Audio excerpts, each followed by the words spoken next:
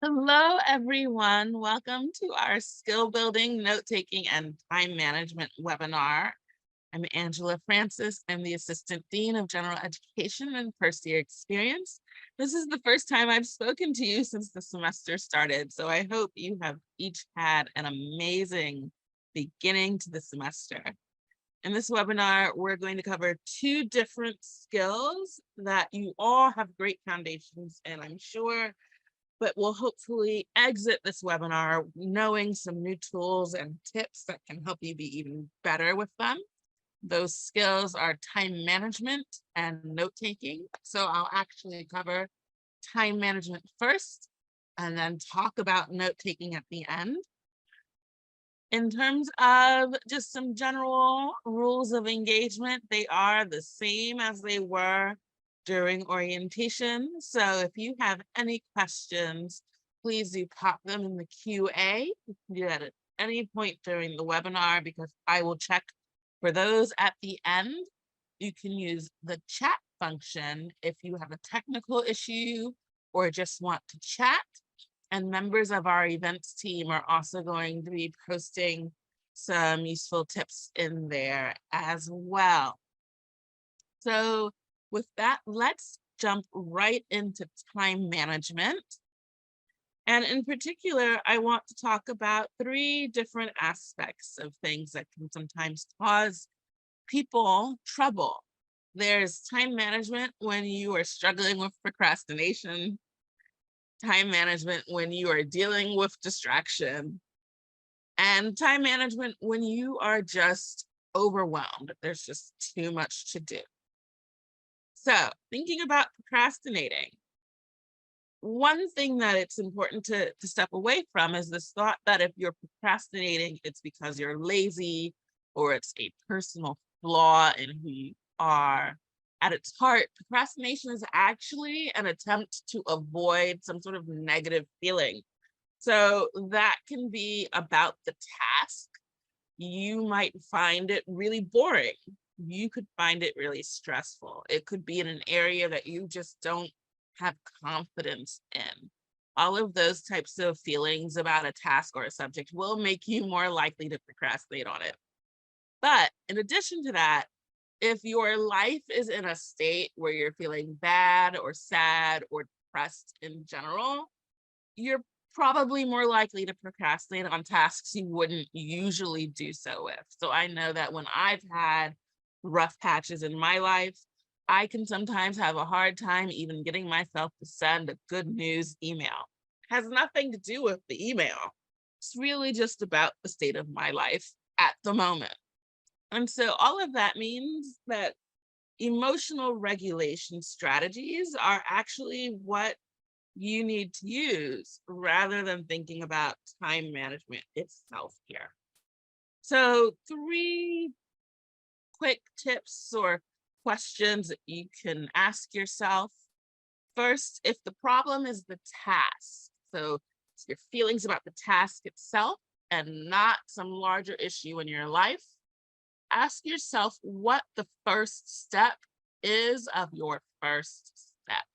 So if we're thinking, for example, of writing a research paper and you've been procrastinating on getting started, you might say, well, what's the first step of writing this paper? I need to do some research. But even research can sound overwhelming. So what's the first thing you need to do in order to do that research? It could be think of 5 different things you can pop into a database to learn more about the topic. Beyond that, you can work to commit a specific amount of time to the task. So I'm going to spend 10 minutes thinking about some research questions I can put into this database. And the power of these two methods, when you use them together, is that you'll often find getting started is far worse than moving forward with the task itself. Because remember, the problem or the difficulty is how you feel about the task. You're dreading the task for some reason. The task itself probably isn't going to be as bad as you are foreseeing. So once you get started, it's actually easier to keep going. And these two things will help you do that. if you find that having that first step of your first step and saying you'll do it just for a period of time doesn't cut it for you, the third thing that I would really suggest is figure out how to have additional people to work with or alongside you. So in my life, just thinking about one of the worst periods of procrastination I went through, it was actually when I was finishing my PhD and I had to write a dissertation. I procrastinated for years on writing this dissertation because I had all of these negative feelings about what if it's not good enough. I was also physically sick, so I had things going on in my life. Um, and I joined the writing group, and I made more progress in 1 year with that writing group than I did in 3 years by myself because I had a support system. One tool that I like, and I will put this in the chat, is actually called FocusMate. And it's if you don't have the time or energy to find people to work with that you can 3 times a week for free use FocusMate online to find a person where you'll let them know what you want to do in about 50 minutes. So your first step of your first step. And then the two of you will just sit there and work sort of virtually alongside one another for those 50 minutes. And you often will find that you'll get a lot more done that way than you would have otherwise. One other option, if you don't feel comfortable doing it with complete strangers, remember that your Blackboard course sites all have a link to Blackboard Collaborate. So if you have a classmate that you feel like you are jiving pretty well with, you can always also try to see if you can't sync up some time, 50 minutes, 30 minutes, 20 minutes to pop into that collaborate room and work together on a task you need to do. But I mentioned that sometimes the problem isn't the task. A lot of people right now are hurting financially, and concern about finances is one big collection of stressors that can make it hard for you to focus on your work. I do want to highlight the Office of Scholarships because they have emergency grants, textbook grants, and a food access initiative. So if you are struggling to cover your basic necessities, and that's part of why you can't focus on your work, please do reach out to them. You can see the phone number and email on the screen. If the issue you're facing is something where you think maybe you're depressed or you just don't know how to approach some sort of event that's happening to you, remember that counseling services are available for free and they are confidential. So please do feel encouraged to reach out to them. You can reach out to them for just one session, or you can work with them to develop a plan. And sometimes just having the plan can lift such a weight off of your shoulders that it can just be really helpful. And lastly, if you're dealing with some sort of physical or mental condition that is making it difficult for you to complete some major aspect of your life, that's when Student Disability Services can come in and be of assistance to you. You'll want to reach out to them as soon as you realize that this is an issue for you because there is a formal process.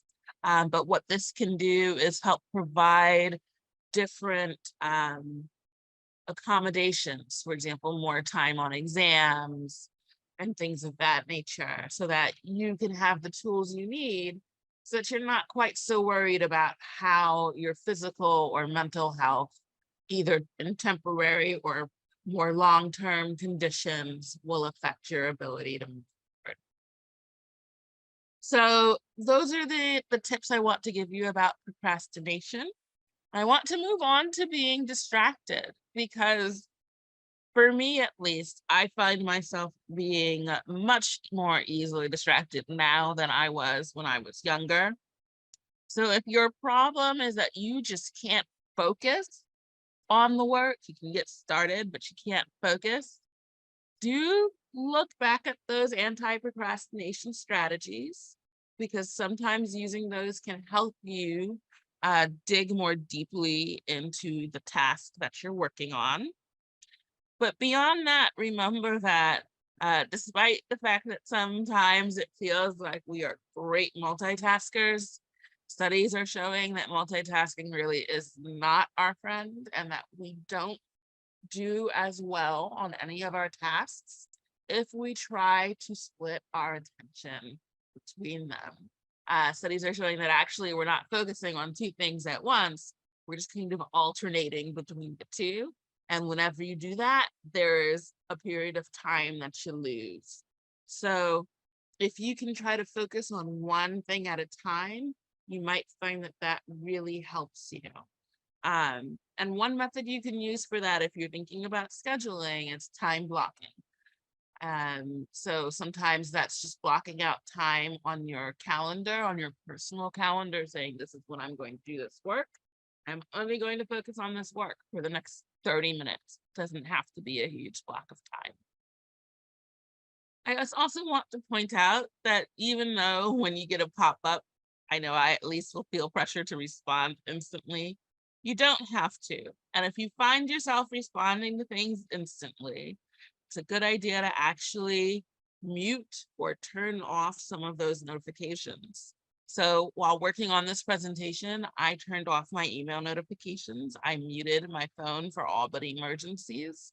And I went on do not disturb on our work messaging system because I knew that as soon as I got a pop-up, I was going to switch focus. So sometimes the idea is really just to eliminate the distractions if that's what you need to do. More than that, though, we all can only focus for a particular amount of time, which means you need to give yourself a break. And that break shouldn't be a break to another task that's work. It should be a break to something that's fun or relaxing. It can be taking a walk. It can be playing a quick game, having a quick phone conversation, making a plan for something you're looking forward to. What we're finding is that 50 minutes tends to be the most time that you can focus at your most intensely on something. And so we've spoken about the Pomodoro technique before, but just in case you forgot, that's a method where you work for about 25 minutes and then you take a 5-minute break. Do that 3 times and then you take a longer break. So building breaks in will actually help you focus better. And lastly, tied to this idea of giving yourself breaks and not responding instantly, I find I at least sometimes need to put myself on a timeout. So if I'm working on something that I was really struggling with procrastination about because I just didn't want to do it, and I finally gotten myself to focus on it, I am much more likely to find myself distracted by things like social media. And so while sometimes times outs can make us feel quite sad, there's an entire industry built around helping us force ourselves to take time away from those fun things we want to do. So if this picture of this dog tugs at your heartstrings at all, the first on this list of apps might actually be perfect for you. And we'll make sure you get a list of these apps. So please don't worry about writing them down or taking screenshots. You'll get them with some clickable links. But Paw Block, that first one, it's free. And if you go to a website or you do something that you said you weren't going to do, you get stuck with a picture of a very sad animal. And you have to look at that sad animal while saying, yes, I really do want to go to this website. The next one, Forest. It takes a similar method where as long as you focus on the websites or apps that you said you were going to focus on, you're growing a tree, and that tree takes a certain amount of time to grow, after which you take a break. You find that you need a heavier hand than this. Leech Block and Self-Control app may be better for you. Both of these are also free. Leech Block will just block websites for you. And if you are lucky enough to be on a Mac computer and you really know that you are likely to try to get around this, Self-Control app will do the same for you. And it will not unblock the websites even if you restart your computer. So those are two more free options. Of course, there are paid versions, and those paid versions have some additional bells and whistles, and two of those are Cold Turkey and Freedom. Cold Turkey will block computer programs, so if your problem is less a website and more, say, a game, Cold Turkey will block that game for you. And Freedom will block things across all your devices. So if you think you're going to be a bit sneaky and go on that website on your phone, Freedom can stop you from doing that. So all of these are websites that I've heard great things about, or apps I've heard great things about from people who like to use them. I would say if you've never used any of these apps, maybe start with a free one and see if it helps you. And if it does, you can think about maybe looking at one of the paid ones if you have the money in your budget. So moving on, I do want to talk about what to do if you're just overwhelmed. Sometimes the problem isn't that you're distractible, and it's not that you're dealing with procrastination. It's that there's just so much to do, and it's hard to find the time to do it. So of course, first, make sure you try the strategies for procrastination and distraction, because both of those will, by design, help you save time on completing your tasks. And maybe you'll find enough time to do everything you need to do just by employing those strategies. But if that's not the case, it's a good idea to perform what's commonly called a time audit. And if you were in orientation and did all of those orientation tasks, you actually already performed a kind of time audit. If this looks familiar to you, that's what this was. So in short, a time audit is when you go through a week, and when you're doing the audit, you're going through it as it happens. So today is the 15th. And I would mark at the as I went through the day, oh, I woke up at this time. I spent this much time getting ready to go to work.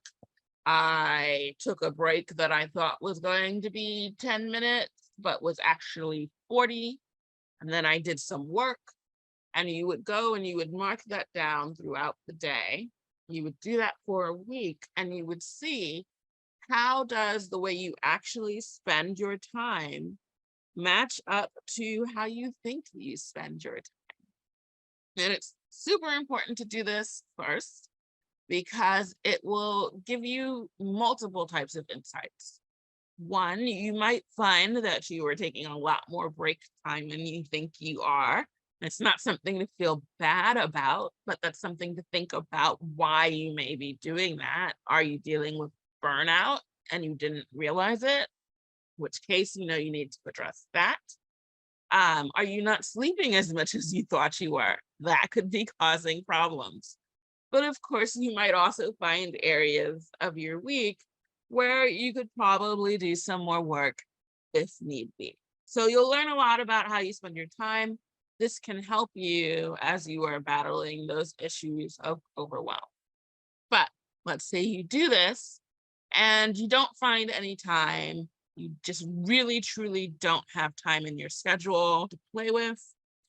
The next tool that I would suggest is called an Eisenhower matrix. This is a really neat tool that helps you distinguish the types of tasks you have to do along the lines of how urgent they are and how important they are. So if they are both urgent and important, they're in quadrant 1, and they are the things that you need to do now. So they are meaningful for you, for your purpose, and there is a tight timeline or a deadline to them. You need to do these. If they are important but not urgent, you can plan for them so that when the deadlines come closer, they're easier for you to do. If they are not important but urgent and you would delegate these. So these would be things that say, if you're dealing with household chores and you have an older child in your family, that you could say, hey, please take care of doing the dishes, so that I don't have to do that. Ideally, you wouldn't phrase it that way to your child, but that's the idea.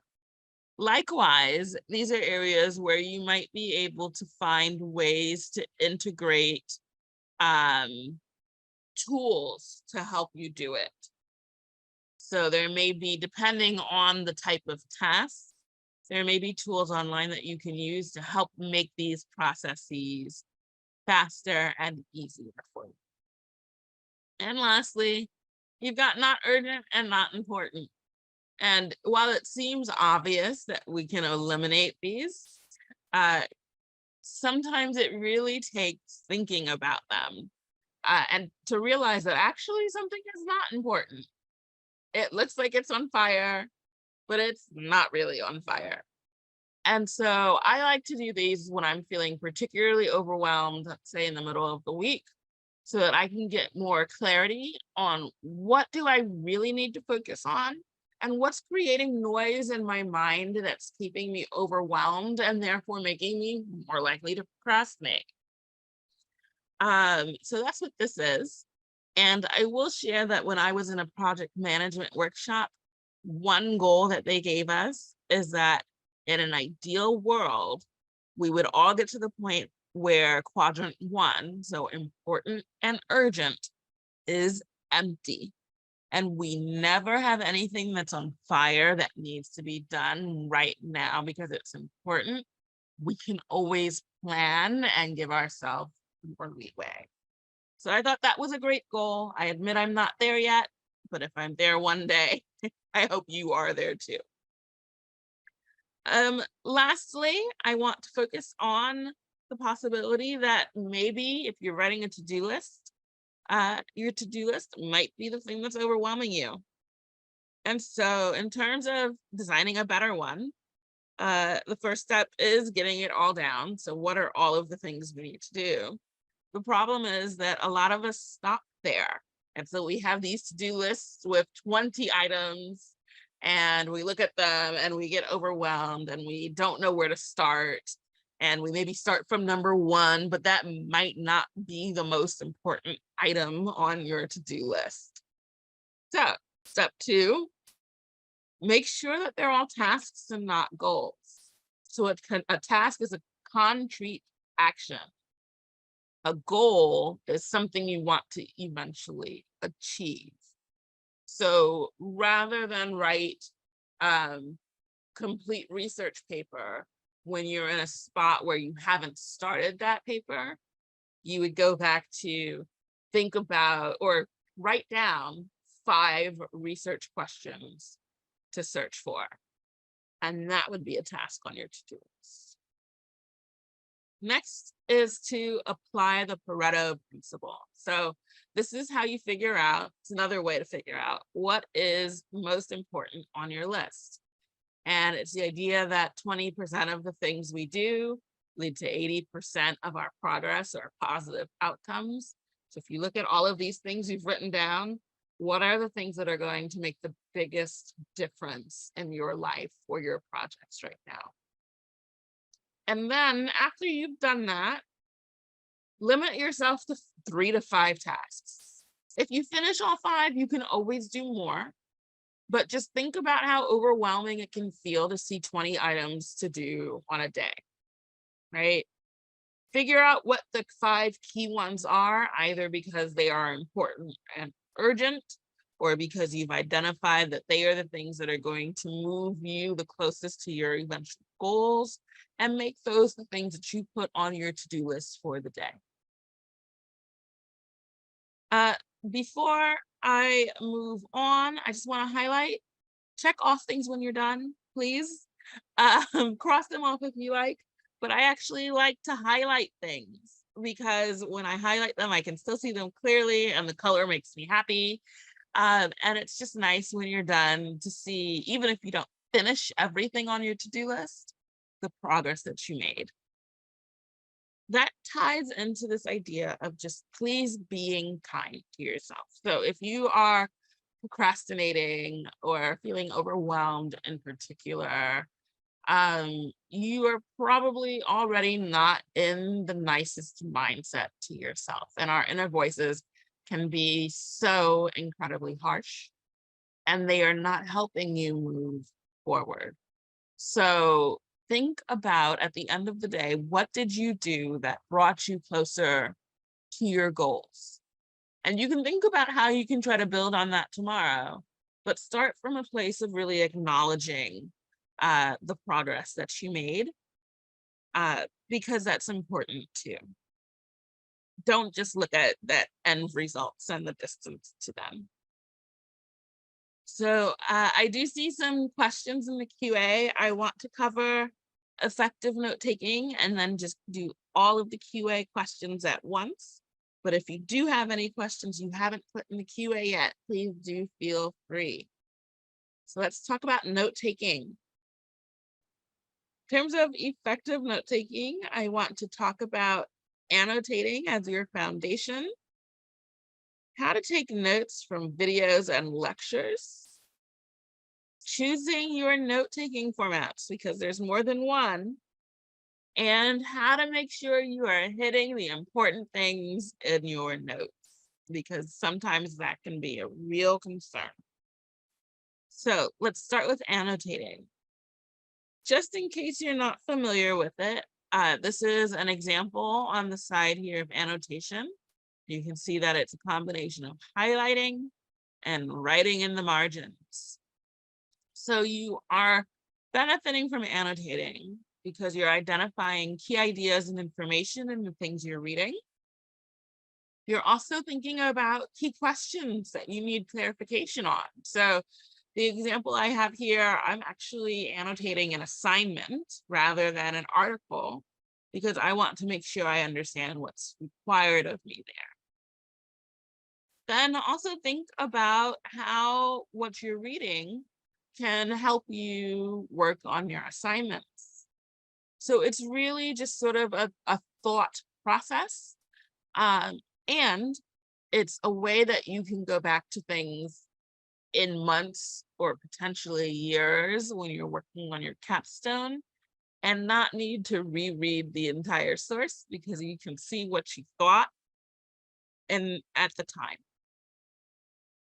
So again, you can see that there's highlighting key information and there's writing in the margins. And the things that I'm writing here, they can just be thoughts, be notes, questions, or connections to other things I've read. So looking more carefully, just so you can see my handwriting, hopefully read it. You can see that I, for example, highlighted the fact that this was a 300 to 500 word essay.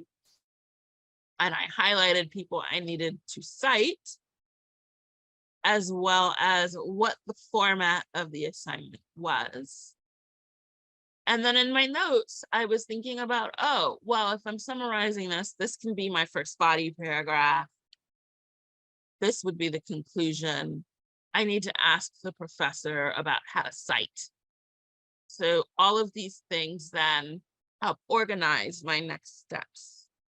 I highly suggest before you take notes on things on a separate piece of paper that you actually annotate what you're reading, because this will help you really start to see the connections between things and identify the key parts of the reading so you know what you need notes about. Similar to this, if you're taking notes from lectures, do the readings first. So the readings will provide foundational knowledge unless the lectures are explicitly framed as giving you information about the overall week. So if you can, do the readings first. You can take screenshots. So a lot of the time, particularly in online classes, your lectures will be videos like this one. And that means you can screenshot important things rather than needing to write everything down, feel like you're missing something. And you can also, if there's a PowerPoint like this one, view the organization of that PowerPoint presentation as an outline to help you figure out what the key areas of the topic are. So you can see here that the name of this slide is Note-Taking from Lectures. So that's clearly one of the key topics of, if this were a lesson, of that lesson. And if we look just at a series of slides from this PowerPoint, we've already gone through these, but you can see how this would be a great foundation for your notes, right? The first one here is telling you, I'm going to talk about time management in these 3 ways. And then you can see defining procrastination and why, what to do about it, to-do lists, being kind, and now moving on to effective note-taking. So if there are slides, it's always great to get the slides if it's available, but you can still take screenshots if you must. And then you can either annotate those slides or you can take notes separately. If you have a professor or a resource where they're using effective slide management, which I hope I'm doing, the idea is that they are not just reading the slides, however. And so you don't want to just rely on having these slides to tell you what was important. You also want to pay attention to what was said. That can be tricky. And so when it comes to that, please release yourself from the pressure of writing incomplete sentences. Write in shorthand. No one but you needs to understand what you have written. Beyond that, you should also look for signal phrases.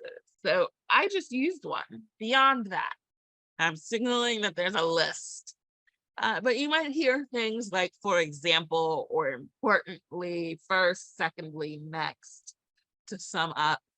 Those are all telling you about transitions that your person giving the lecture is making, and that can help you figure out which ways to organize the notes you're writing. In addition to just writing the sorts of notes you may be used to, where you're just kind of jotting things as they come, there are a couple of other ways that you can take notes, and you can combine these, and you might find these useful. So you can organize your notes as an outline. That's just a really great way of doing a shorthand. And I would actually really suggest that when you're trying to take notes in terms of a lecture. Use the headings for the slides as larger areas of your outline. And then what the professor or speaker says becomes short subpoints under those areas. But you can also integrate things like concept maps, timelines, and illustrations into your notes. So if you are taking notes on a computer, you can do screenshots and paste those in. If you are doing shorthand notes, you can draw illustrations or timelines. And then concept maps are just visual ways of organizing information to make it more easy to understand. So a really common one is this Venn diagram you may have seen or heard of. It's the idea of, let's say this is kittens, this circle, this is puppies. You write the things that kittens have, their characteristics here, puppies over here, and where it overlaps are the characteristics that they share. So like usually have 4 legs, are kept as pets, things of that nature. They can be more complicated. So you might have a concept map like this. So this one is talking about what are the ideal qualities of a leader. And then it's identified the different types of qualities outside of here And you could even go further out, like what does it mean to be a problem solver? When someone is highly committed, how can you tell? Um, you can do this again by hand, but you can also use online tools to make them really polished.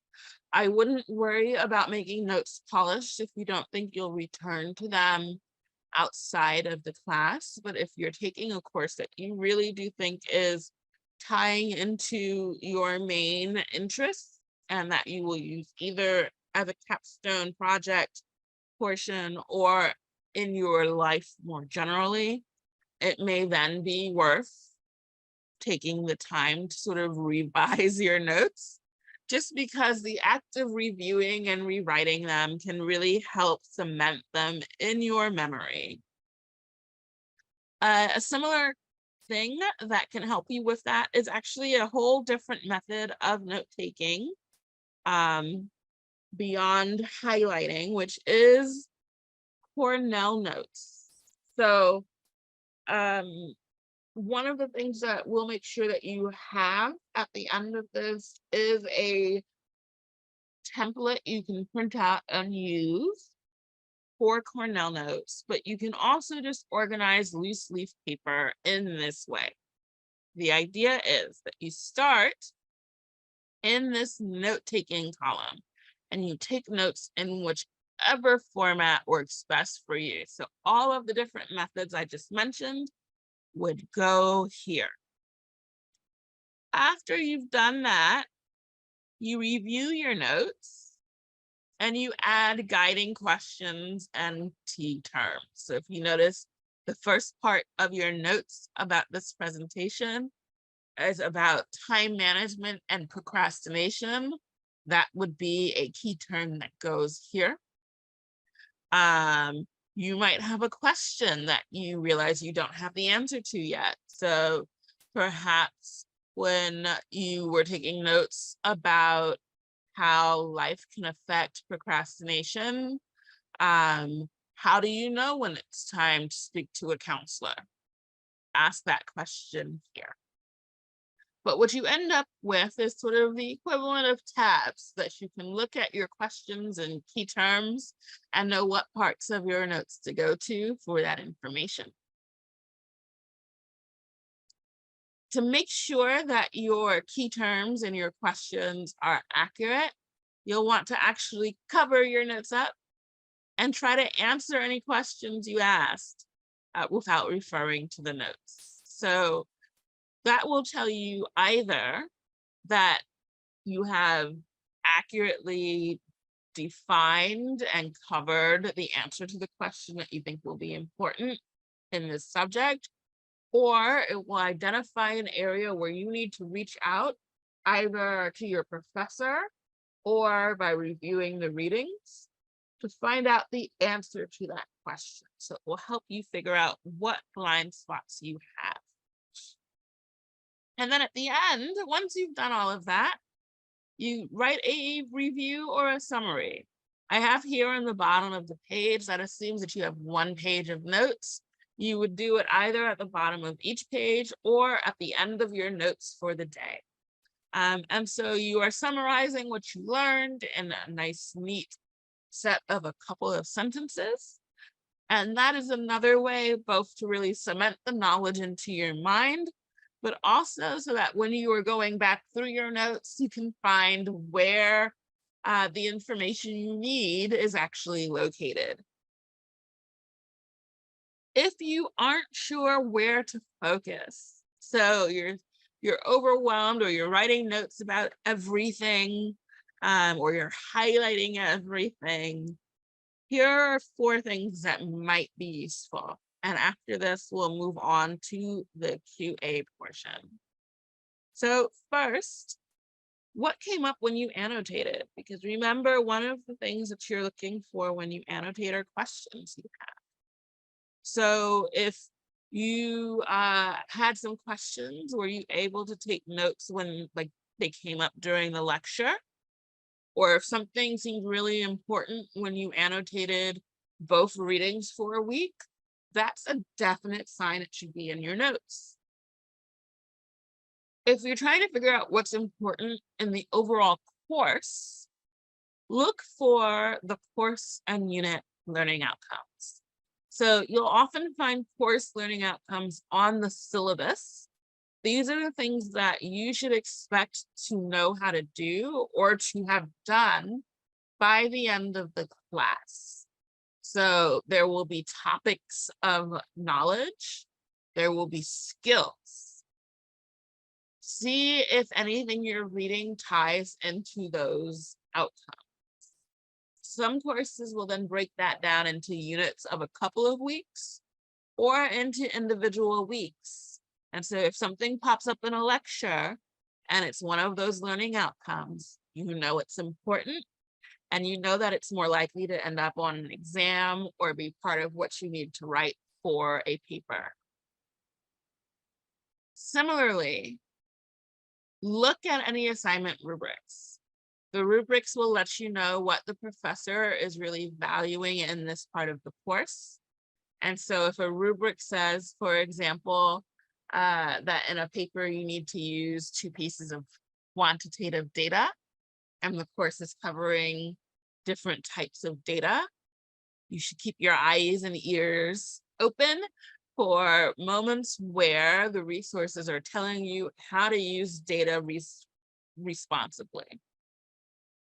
And lastly, if you're still not sure after doing these things, if you've gotten it quite right and you use the Cornell method, you can actually send your professor an email and say, look, this was the main idea I got. And just give them the summary you wrote at the bottom of your notes and ask them, did I miss anything? Because that's a nice quick summary. It's you distilling what you thought was most important out of the lecture or the readings or both.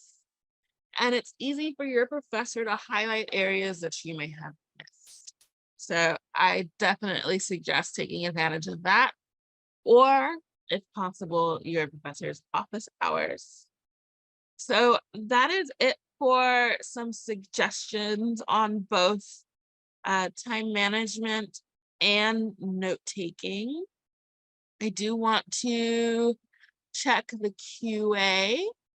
And also I'll try to look at the chat as well. So, do I use the matrix for daily tasks?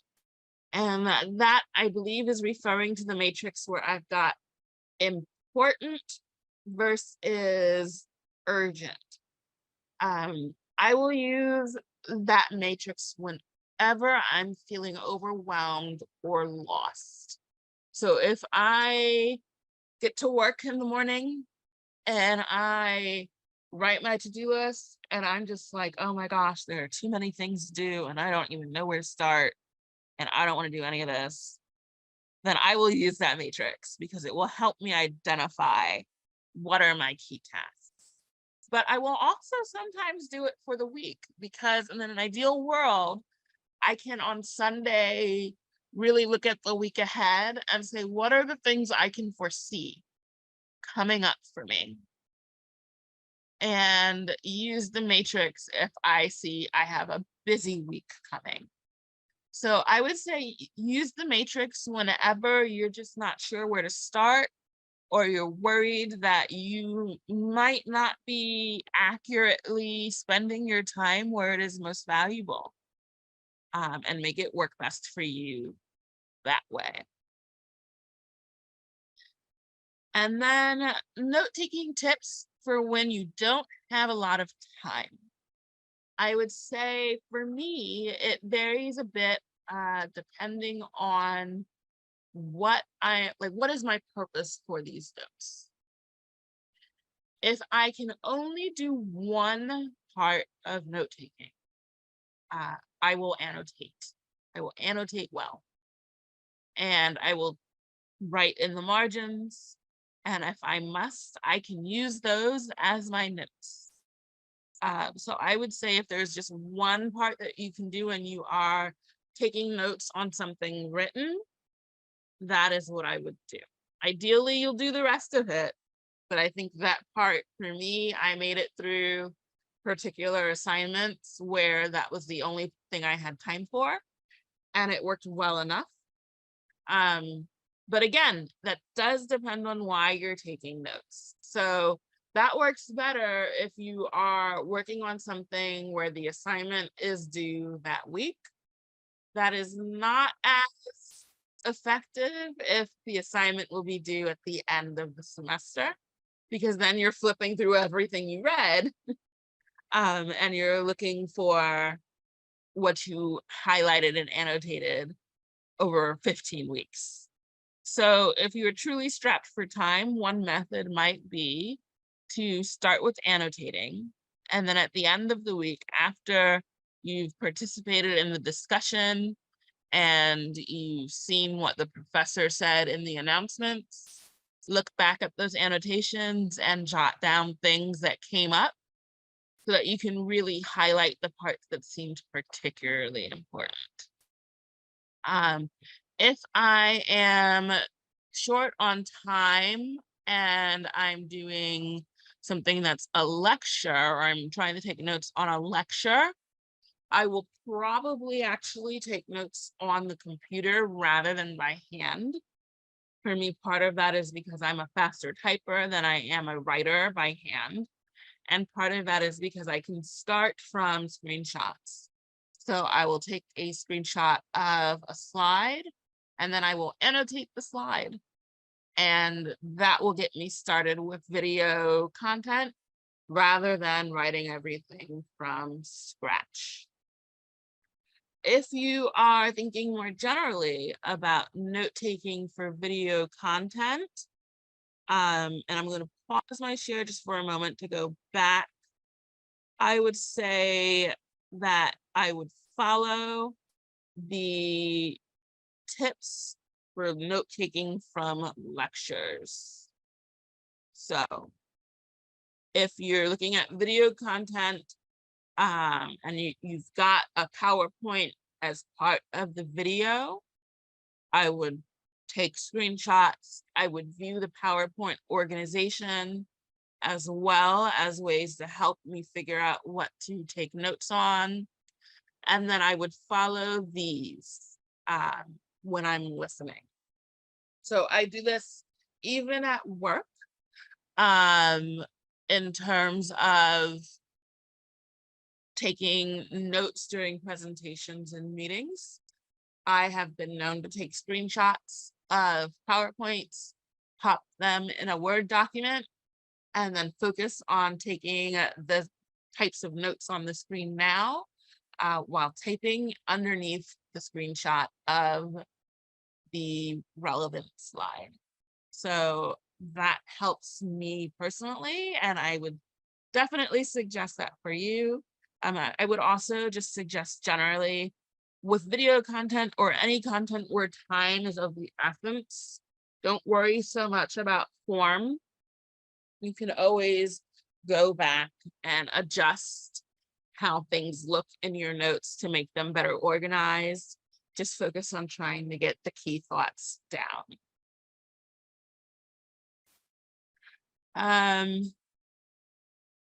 So there's a question specifically about Blackboard discussion boards. And this is a little bit off topic, but I will answer it. So the question is, if you're in a Blackboard discussion board, are you expected to only reference assigned readings, or is there an expectation to look at other sources?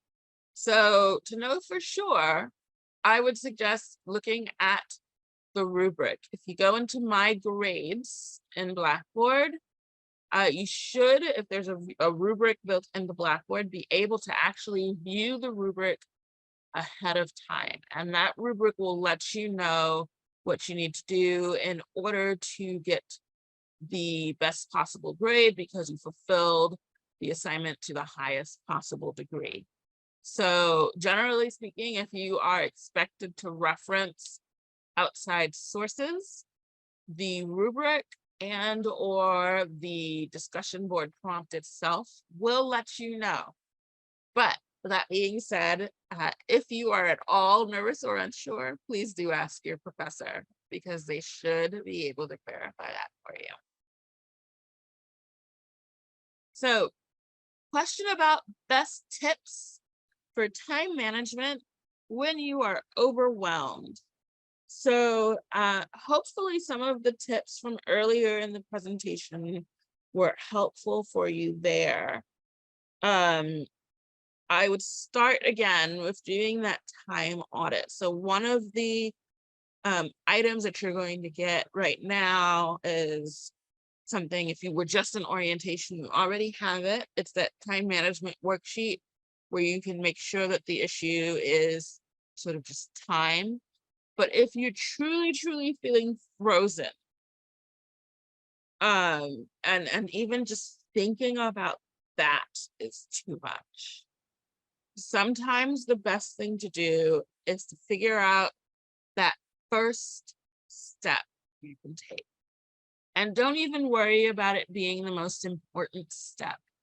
Sometimes the most important thing is just getting started. So I will give a non-school example from my own life. Over a holiday last year, I was planning on having people over, which is something I don't usually do because I am a bit of an introvert. So just the idea of having people over was very overwhelming for me. And as time came closer to the event, I had procrastinated because I thought it was overwhelming, and it was now do or die time for me, and I had to get started. And it seemed like everything was important and everything was urgent. And so I just picked the easiest thing to do. I made a list, and then I said, what on this list is easiest for me to do right now? Easiest thing for me to do is make a grocery list for food. And that was the first thing I did. So if you are incredibly overwhelmed, just overall, making a general list and picking the thing you can get started with the easiest may be helpful for you. And in particular, in that case, I would say it's also especially important that you are kind to yourself, because I know that it is very easy when you are overwhelmed to start having that kind of negative self-talk of other people can do this. I don't know why I'm having such a hard time. These should be easy. Why can't I do this? That's not helpful. I know it's easier said than done to stop with that self-talk. But if you're really getting stuck in that negative loop, that is a good time actually to reach out to the counseling services office. And so let me go back to that slide so that you have their information as well. Because you don't need to be grappling with a mental illness or a mental health condition or a huge upheaval in your life to use counseling. You could just be feeling like you can't manage everything on your plate. And if that is the case, that is a great time to talk to somebody about it. So I believe on screen now are counseling services. Please do, if you are feeling so overwhelmed that you're just frozen, reach out to them. Likewise, if you are working through or struggling with depression and ADHD, counseling services is the first resource that I would point you to, particularly if you are not currently working with a therapist, because both of those conditions in very different ways can make it hard for you to focus. Depression can make it hard for you to get going and can make it hard for you to feel motivation. And ADHD can also make it hard for you to focus in ways that are sometimes beyond just general tips. So if you try the tips about how to focus on individual things when you are easily distracted and you're finding they're not helpful, and you know you have ADHD or you're otherwise neurodivergent or diverse, reach out to counseling. And I would also actually suggest in both of those cases, reaching out to student disability services. because sometimes what you need in addition to time management help is actual accommodations to make it so that you are starting on a fair and an even playing field with your peers. So both of those services, I would strongly recommend them. When it comes to depression in particular, I think it may also be helpful to think about if you are dealing with situational depression. So you are depressed because of something that's going on in your life, or if you are dealing with a sort of more overarching depression. And when you're trying to figure out that, counseling services or another therapist is really going to be your best bet, because the methods that people will take to help you navigate those things will vary depending on if you're dealing with something caused by a situation or perhaps brain chemistry or trauma or something along those lines. So I hope that you reach out to those services and I hope that you find them useful. Um, Let me look and see if there are any other questions for me to answer.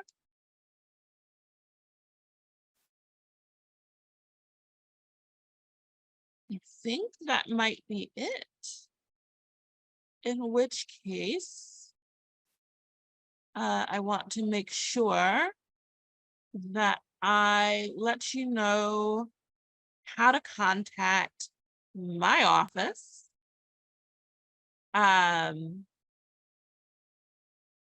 Because we are going to be offering some additional webinars in the future, but we're also available to help you with things like navigating Microsoft Office more effectively. So I see there's a question about adjusting margins in Microsoft Word. To the person who asked that question, please email the email address on the screen, because I will actually be able to provide you with some resources on how to do that, as well as some other things that might make your life a bit easier in Word. And we also will be sending out some newsletters later in the semester. So if there are issues you're facing, questions you have, resources you're interested in, please do feel free to reach out to us, because you might just find that we incorporate those into a future newsletter. So with that, I want to make sure I thank all of you for your time. I know that the semester is busy. I hope that you left this webinar with some tips you find helpful. But again, please do feel free to reach out to us, because if you have any follow-up questions, I am always glad to answer them. Thank you so much for joining us, and have a wonderful rest of your day and rest of your week. Bye, everybody.